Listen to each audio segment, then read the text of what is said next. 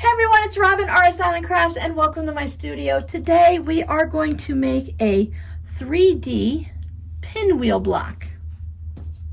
To carry on with our 6.5 or 12.5 inch quilt blocks this year, I'm going to show you how to make the 12.5 inch size.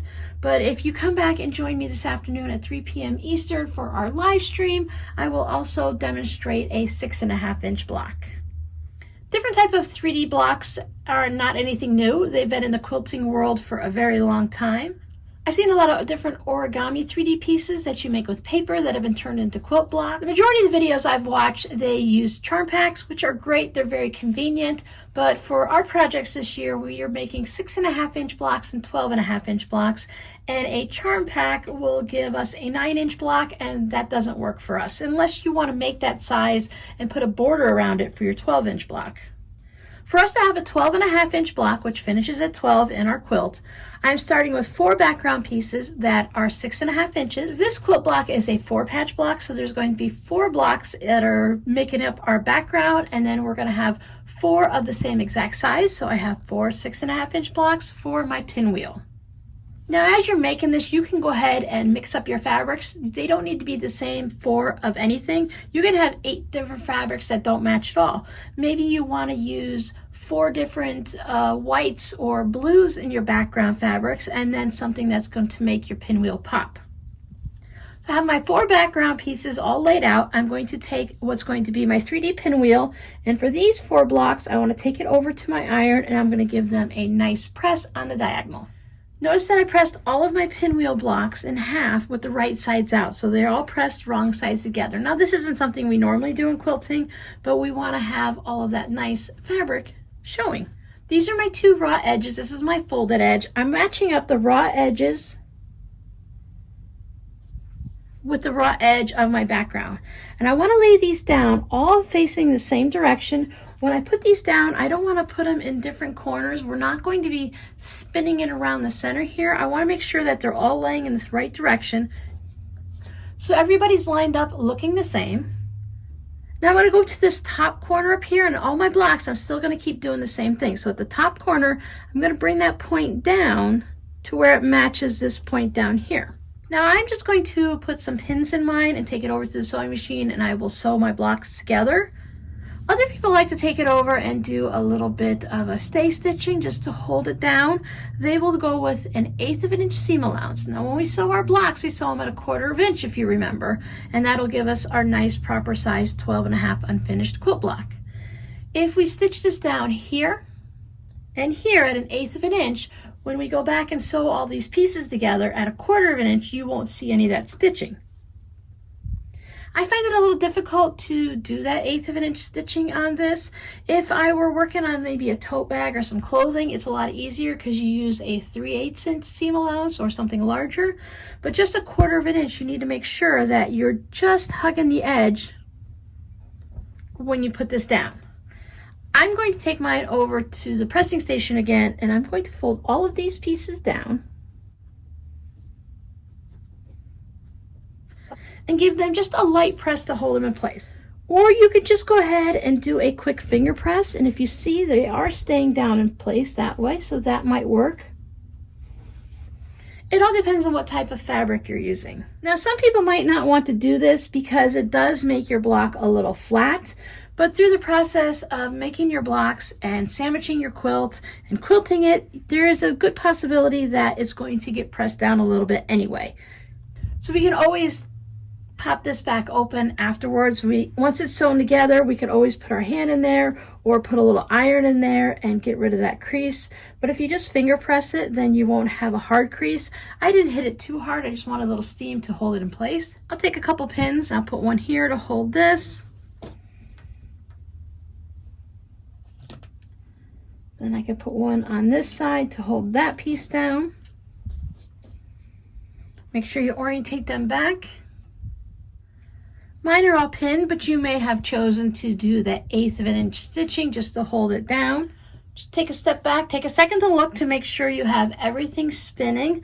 So I have all of my pockets, pockets, pockets, and pockets going all the way around. Some people like to make fidget quilts, so this might be nice for one of those, so that either a child or an adult that has a fidget quilt can put their fingers in there or maybe tuck a little something in. I'm going to take these two pieces, and when I flip them over and line them up, put a pin in there. And when you look, can you see how these two pieces, these are the parts that we folded down? They're both meeting in that corner. So you can go ahead and nest that seam just like we would if we were making a quilt. Maybe with all the bulk, you'd rather put one of the clips in there.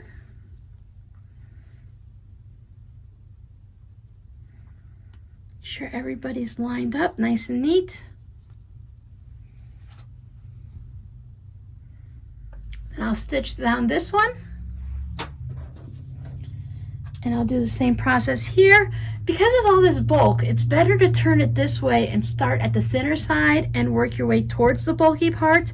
Some machines might get a little angry when it gets a little thicker. This part here isn't usually too bad, but if you notice your machine's having any problems, you might have to hand crank it through. Many of the sewing machines, if you're using it for quilting and such, if it can go through all those quilt layers, it can go through this. I've gone ahead and sewn those two seams. I am sewing today on a Brother CS6000i, and I had no problem going through these right now. I did put a new needle in my sewing machine today because it was due. So maybe if you're using an older needle and you're going to be making several of these blocks, it might be a good idea to put a new needle in. I stuck with my 2.0 stitch length, and when we open it up, there is the start of our block. Now, we do have a lot going on in the back, especially in this whole section, but this part down here is quite thick. Some people press all their seams to one side, and then with the other section, you press it in the opposite direction, just like we would do with a normal 4-patch. And other people press their seams open. I found it easier to press mine to the side, so my bottom piece is going to the right, my top piece is going to the left. I pressed mine from the back, gave it a nice steamy press, and then I put one of my quilter's clappers on it just to hold that down and to give that a nice press, hoping to get it to lay nice and flat. Well, as flat as you're going to get it with all of these layers down here. I still have a couple pins in holding everything in place. Put my two pieces together, and I want to make sure I nest my seams here. You're going to feel how thick that is, and you can see a lot of seams coming together there. Put a clip on each side of it. Line everything up at the top. There. Do the same thing on this side. I just want to make sure that all of these edges are going to get caught when I stitch my seam. Take it to my sewing machine, and I'll stitch my 1/4 inch seam with my 2.0 stitch length all the way down. When I get to here, you'll be able to tell if your machine is slowing down and it's having a hard time going through it. You can always take your foot off the gas and just hand crank it to get through it. You really only have to get through a 1/2 inch right there for your 1/4 inch seam allowance on each side. So once you get through that, you'll be able to stitch the rest just like you did the first time. There it is, all done. My sewing machine had no problem going through all that thickness. I really think the key was the brand new needle. It's nice and sharp, and it went through it without any problems. You're going to have a really thick intersection here. I still pressed mine over to the side. Some people press these two to the side and press this one open. It's all up to you.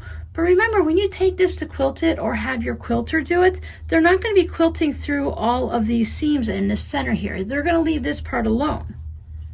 I want to take this over and see if I can put my iron on here and just poof this up a little bit just to make it look nice. If you have one of those little applique ones, that would be really easy to get into there. I took my iron, I brought this piece over, and I just hit it with some steam, and I put my iron in here just to get everything nice and warm. You can see how it's all puckered back up or poofed back up. So I have my little 3D pockets there. Everyone is all nice in 3D again. Now mine is 12.5-inch square, no problem. I would do a test block definitely for this one. See what your fabrics look like. You can always turn it into just a little wall hanging or something like that. If you want, you can stick with the 6.5 inches for your background fabric, and you can choose a smaller size for your pinwheel. It doesn't have to be this huge. If you want just a little small pinwheel in the center, you can always start with smaller squares for your pinwheels. They don't have to be the same size. To get this look, then they both need to be the same size. You definitely just want to make sure that your pinwheel fabric is not larger than your background fabric, because otherwise your pinwheel would be hanging off the side and you would end up trimming it off when you put it in the quilt. So I hope you're able to join me this afternoon at 3 p.m. Eastern while we work on other 3D pinwheel blocks. We can discuss different ways that you can use your block. If you can't make it to the live, come on back later and check out the replay. I always leave those up for you guys to watch later on whenever you're able to. Your scrappy word for today will be swirl. There's some swirly clouds on my pinwheel fabric and my pinwheel swirls around. So thanks for hanging out with me this morning, and I'll see you guys at 3 p.m. Bye.